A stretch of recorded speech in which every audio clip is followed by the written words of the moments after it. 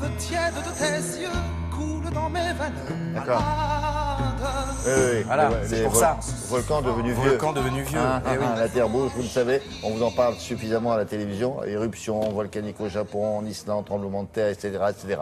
Alors là, il y a une exposition tout à fait intéressante pour mieux comprendre ces phénomènes-là, quel que soit votre âge. Exactement. Alors, quel que soit votre âge, c'est au Palais de la Découverte. Donc, au départ, c'est plutôt destiné aux plus jeunes, pour leur montrer, en fait, tout simplement que la Terre est vivante.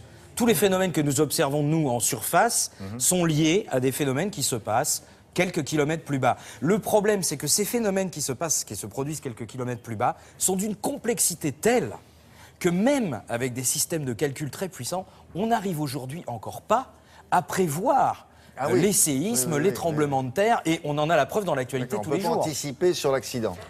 On sait, on comprend, et puis surtout dans cette exposition, on vous explique le problème du maire. Alors on lui dit, bon, il y a peut-être une chance sur 100 que...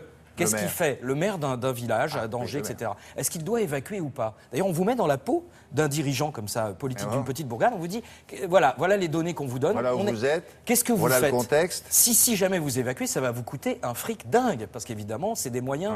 Est-ce que vous prenez le risque de le faire, alors que nous, on n'a que 1 à 4% de chances qu'il y ait quelque chose qui se produise, et encore, on n'est même pas sûr que ce soit dangereux. Donc en fait, c'est ça qu'explique cette exposition. C'est-à-dire que c'est d'une complexité redoutable, mais ce qu'il y a d'intéressant au Palais de la Découverte, c'est que vous allez pouvoir l'expérimenter. C'est-à-dire qu'on vous propose tout un tas d'expériences pour vivre les séismes et les volcans. La terre tremble. La terre tremble. Tiens, au fait, pourquoi il y a des séismes et des tremblements de terre? Eh bien, en 1915, Alfred Wegener répond à la question très simplement. Il dit c'est la théorie de la dérive des continents. Regardez, ils se sont écartés pour arriver à la forme qu'on leur connaît actuellement. Et c'est cette dérive des continents qui crée justement les séismes et les tremblements de terre. Le problème, c'est qu'en 1915, personne ne le croit. Tout le monde lui dit, mais ça va pas, Alfred. Quelle théorie à la mort moelleux, hein? Le cigare, parce que là, n'importe quoi.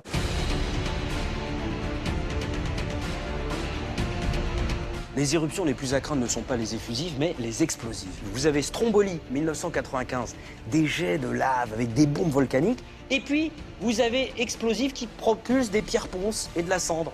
On dit, oh tiens, celui-là, il est peut-être plus cool. Eh bien, pas du tout. Parce que la cendre monte à 30 km de hauteur, ensuite, elle retombe tout autour. Le volcan, le Bardar-Brungra, le Badar, enfin le volcan islandais dont tout le monde parle, eh ben c'est un volcan de cette catégorie-là. Est-ce qu'il va vraiment péter, qu'il se réveille? Est-ce qu'il se rendort? Pas de problème. Où est-ce qu'il fait? Oh bah tiens, on va se faire une petite fiesta. Le volcan dort depuis longtemps. Heureusement, pour prévoir les éruptions volcaniques, on dispose de sismomètres. Vous avez une petite boule qui enregistre tout sur un petit roulant de papier.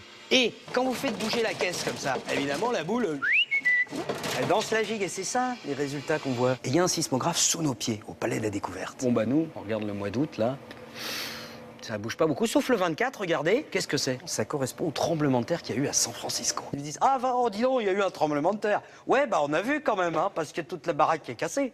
Oui, mais nous aussi, dis donc, on l'a vu sur le papier. Ouais, bah alors on l'a vu tous les deux, mais on voudrait que ça prévoie. Si San Francisco s'effondre. Attention, il y a plusieurs types de vibrations sismiques. Vous avez d'abord une vibration qui s'appelle l'onde P, qui est dite de pression. C'est une onde qui, finalement, n'a pas tant que ça d'impact. En revanche, vous avez les ondes S, comme serpent. Alors là, le serpent, quand il se met à danser, la gigue, terminares, hein. Et là, c'est parti, la tectonique des plaques. Tremblement de terre, magnitude, tout ce qu'on veut, c'est le bazar. C'est l'onde S comme le serpent, et c'est terrible. C'est l'onde S comme le serpent.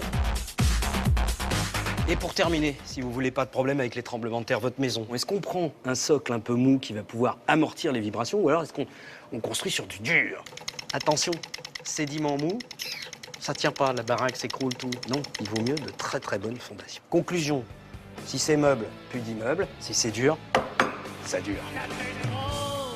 On peut faire des petites expériences, marrant ça. Ouais. Vraiment à conseiller au Palais de la Découverte si vous passez par là à Paris, comme on dit dans le métier. On termine avec Anissa Faoui et l'actualité des télévisions étrangères. Et là, vous allez voir, c'est un programme